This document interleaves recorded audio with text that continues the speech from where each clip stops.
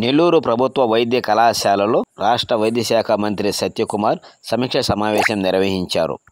ఈ సందర్భంగా ఏర్పాటు చేసిన విలేకరుల సమావేశంలో ఆయన మాట్లాడుతూ, అక్రమాలకు పాల్పడిన వారిని వదిలిపెట్టే ప్రసక్తే లేదని, వారిపైన కఠిన చర్యలు తీసుకుంటామని చెప్పారు. ఈ కార్యక్రమంలో రాష్ట్ర పురపాలక శాఖ మంత్రి పొంగూరు నారాయణ పాల్గొన్నారు.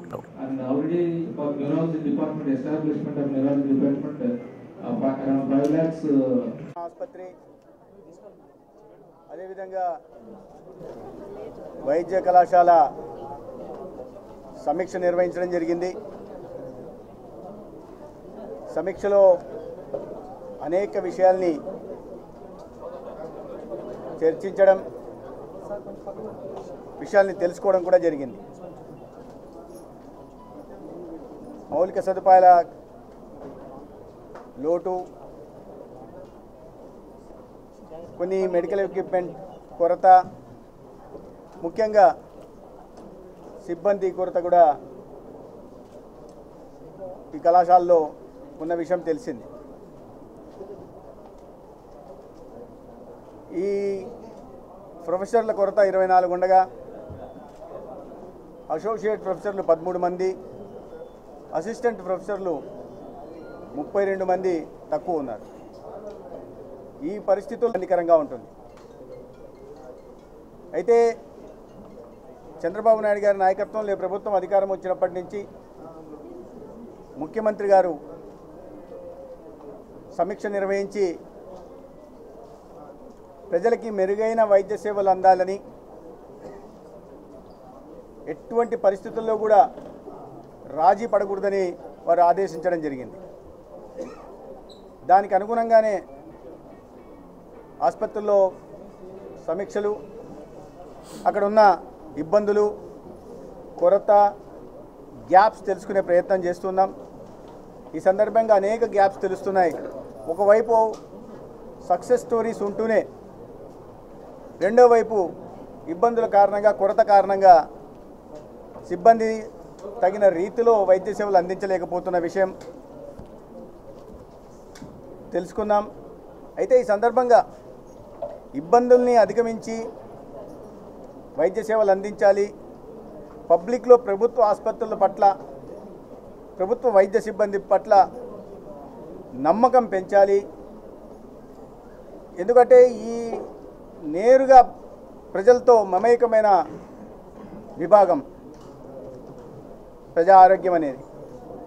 సో ఇక్కడ ఎటువంటి చిన్న పొరపాటు జరిగినా దాని రిఫ్లెక్షన్ ప్రభుత్వం ఇమేజ్ మీద ఉంటుంది. కాబట్టి ఆ దిశగా తీసుకోవాల్సిన జాగ్రత్తలు తీసుకోవాలని చెప్తూ, ఎక్కడ కూడా ఉదాసీనత పనికిరాదని, చిన్న నిర్లక్ష్యం ఖరీదు ప్రాణం కాకూడదని డాక్టర్లను ఒకవైపు అభినందిస్తూనే వాళ్ళు చేస్తున్న మంచి పనులకి రెండో వైపు హెచ్చరించడం కూడా జరిగింది.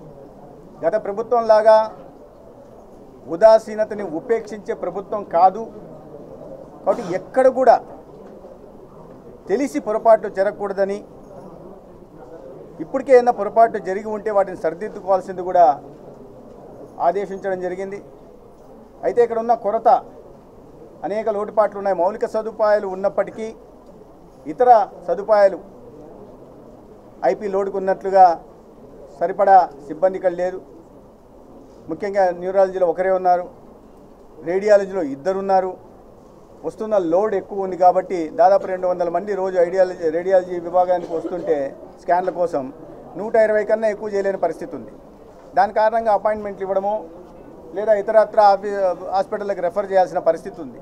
కాబట్టి సిబ్బందిని పెంచాల్సిన అవసరం ఉంది. ఆ విషయాలను సంబంధిత డాక్టర్లు, అదేవిధంగా ప్రిన్సిపల్ సూపరింటెండెంట్ గారు కూడా ప్రభుత్వం దృష్టికి తీసుకురావడం జరిగింది.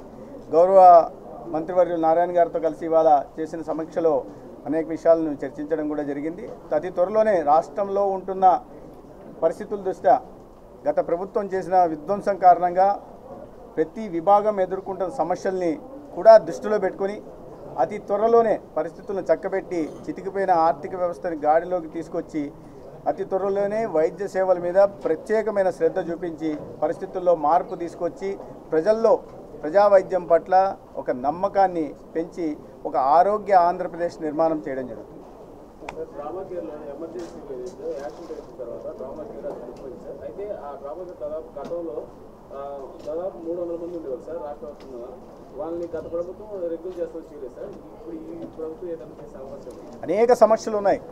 చాలా చోట్ల సిబ్బందిని తీసుకొని ఎక్కడి పోయినా కూడా మాకు 3 సంవత్సరాల నుంచి జీతాలు రావట్లేదు, 10 నెలల నుంచి జీతాలు రావట్లేదు, లేదా అనేక సంవత్సరాలుగా ఎదురు చూస్తున్నాయి, 20 సంవత్సరాలుగా రెగ్యులరైజ్ చేయలేదు, అవుట్సోర్సింగ్ తీసుకున్నారు, ఆ ఏజెన్సీలు జీతాలు ఇవ్వట్లేదు, ఇటువంటి సమస్యలు ఎక్కడికి పోయినా కూడా విన్నవిస్తూ ఉన్నారు.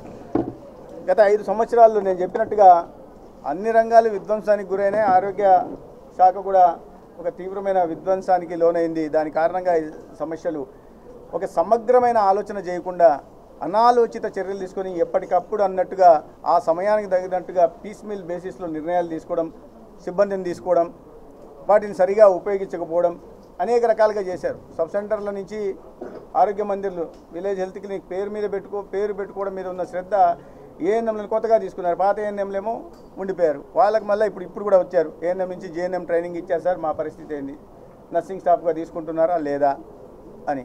ఇప్పుడు వాళ్ళు ట్రైనింగ్ తీసుకున్న వాళ్ళు 2100 ఉన్నారు. మొత్తంగా కలిసి 6000 చిల్లర ఉన్నారు. వీళ్ళందరినీ ఏం చేయాలి?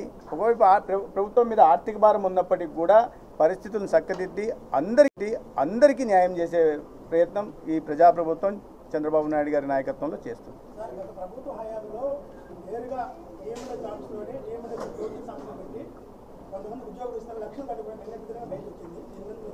అదే ఇవాళ దృష్టికి వచ్చింది.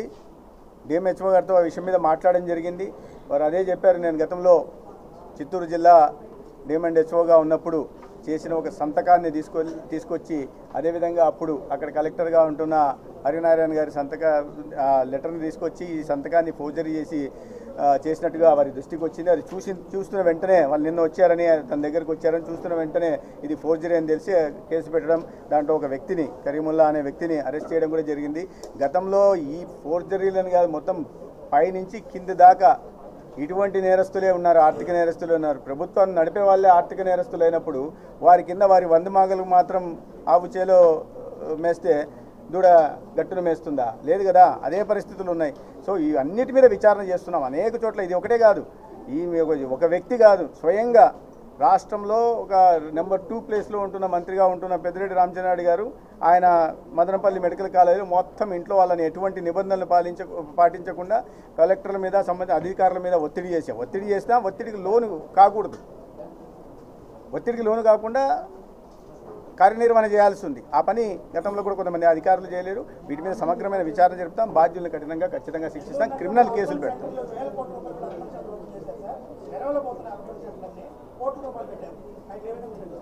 ఉపయోగించాలి. అందుకనే ఈ సమీక్ష నిర్వహించడం జరిగింది. దానికి కావాల్సిన సిబ్బందిని కూడా మంజూరు చేయాల్సింది. ఎందుకంటే బిల్డింగ్లు కట్టేస్తాం, బిల్డింగ్ కట్టి మౌలిక సదుపాయాలు వస్తాయి, దాని తర్వాత దాంట్లో మెడికల్ ఎక్విప్మెంట్, డయాగ్నోస్టిక్ ఎక్విప్మెంట్ కూడా తీసుకురావాలా, టెక్నీషియన్స్ ఉండాలా, టెక్నీషియన్ నుంచి ఫ్యాకల్టీ కూడా ఉండాల్సిన అవసరం ఉంది.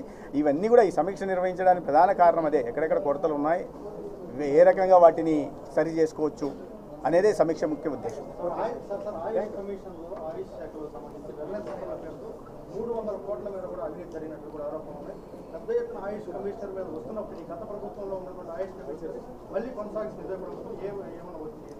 విచారణ చేయకుండా కొనసాగిస్తుంది. మీరు అంటే ఆరోపణలు వస్తానే తీసేయడం జరగదు. ఆరోపణలు వచ్చిన దాని మీద విచారణ చేయాలి. విచారణ చేసిన తర్వాత తప్పు చేస్తుంటే ఖచ్చితంగా అకౌంటబిలిటీ వహించాల్సిందే. ప్రభుత్వం తీసుకునే చర్యలకు సిద్ధపడాల్సిందే. మరొక కీలకమైన విషయం, ఈరోజు ఎంబీబీఎస్ సీట్ల విషయంలో పెద్ద ఎత్తున కూడా గత ప్రభుత్వం చేసినటువంటి అవకతవకలు ఈరోజు 100,000 మంది బిడ్డలు ఆంధ్రప్రదేశ్కి సంబంధించిన అనేక మెడికల్ కాలేజీలు, 17 మెడికల్ కాలేజీలు గతంలో ఉన్నటువంటి ఎన్డీఏ ప్రభుత్వం ఈరోజు అవి ఓపెన్ కాని పరిస్థితి. 4 కాలేజీలు అసలు సీట్లు ఉన్నాయా 2014, 2024, 25 దీనిపై ఎలాంటి అదే పరిస్థితి వచ్చింది. మెడికల్ కాలేజు ప్రారంభించాలంటే కొన్ని ఎన్ఎంసీ నామ్స్ గైడ్లైన్స్కి అనుగుణంగా మౌలిక సదుపాయాల కల్పన జరగాల, ఫ్యాకల్టీ కల్పన జరగాల, ఇతరత్ర సిబ్బంది కూడా అక్కడ ఉండాలి. ఇవన్నీ ఏమీ చేయకపోవడం వల్ల ఈ సంవత్సరం సెకండ్ బ్యాచ్లో ఉంటున్న 5 మెడికల్ కాలేజీకి ఎన్ఎంసీ అనుమతి నిరాకరించింది. ఎప్పుడో 4 సంవత్సరాల క్రితం 20 కోట్ల మంజూరైన కళాశాలను పూర్తి చేయలేకపోయారు. దీంట్లో కూడా కేంద్ర ప్రభుత్వం కొన్ని కాలేజీలకి సెంట్రల్ స్పాన్సర్డ్ స్కీమ్ కింద కొన్ని ప్రాజెక్టులకి నబార్డు ఫైనాన్షియల్ టైఅప్ ఇచ్చి కొన్ని కాలేజీలకి special assistance for capital investment కింద నిధులు ఇస్తే ఆ కేంద్ర ప్రభుత్వం ఇచ్చిన నిధులను మాత్రమే ఖర్చు పెట్టి రాష్ట్రం నుంచి ఇవ్వాల్సిన 40% ఇతర వాటాని ఇవ్వకపోవడం వల్ల ఈ పరిస్థితి నెలకొంది. ముఖ్యమంత్రి స్వయంగా మాజీ ముఖ్యమంత్రి స్వయంగా తను ప్రాతినిధ్యం వహిస్తున్న పులివెందుల నియోజకవర్గంలో కూడా కళాశాల పూర్తి కాలేదు, హాస్టల్ నిర్మాణం జరగలేదు, 48% ఫ్యాకల్టీ డెఫిషియన్సీ ఉందంటే ఎటువంటి చిత్తశుద్ధి ఏది రాష్ట్రంలోని విద్యార్థులకి ఒక నాణ్యమైన వైద్య విద్య అందించాలనే విషయంలో గత ప్రభుత్వానికి ఎటువంటి చిత్తశుద్ధి అనే విషయం మనకు అర్థమవుతుంది. అయితే ఈ పరిస్థితులన్నింటినీ చక్కదిద్దాల్సిన అవసరం ఉంది. గతంలో జరిగిన అవినీతిని వెలికి చేస్తూ తప్పుల అవకతవకలను కూడా వెలికి తీస్తూ మళ్ళీ వాటిని ఆ లోటుపాట్లను సరిచేస్తూ నిర్ణయాలు తీసుకోవాల్సింది. దీనికి అన్నిటికి కూడా వీటికి ఆర్థిక వనరులు కావాలి. ఇప్పుడున్న పరిస్థితుల్లో దాని మీద అందుకే ముఖ్యమంత్రి గారు సమీక్ష నిర్వహించారు. ఇటీవల మళ్ళీ కూడా ఇంకో సమీక్ష నిర్వహిస్తున్నారు. దానికి సమీక్ష నిర్వహించిన తర్వాత రాష్ట్రంలో ఉన్న పరిస్థితులు చూశారు. కానీ ప్రతి కాలేజ్ కేంద్ర ప్రభుత్వం మంజూరు చేసిన 17 కాలేజీలు రాష్ట్రంలో మొదలవుతాయి. ఇప్పుడున్న ఈ లోటుపాట్లను సరిచేయాల్సిన బాధ్యత ఉంది. వాటిని సరిచేసి 17 కాలేజీలను కూడా అందుబాటులోకి తీసుకొచ్చి నాణ్యమైన వైద్య విద్యను కూడా రాష్ట్రంలో ప్రజలందరికీ విద్యార్థులందరికీ అందిస్తాం.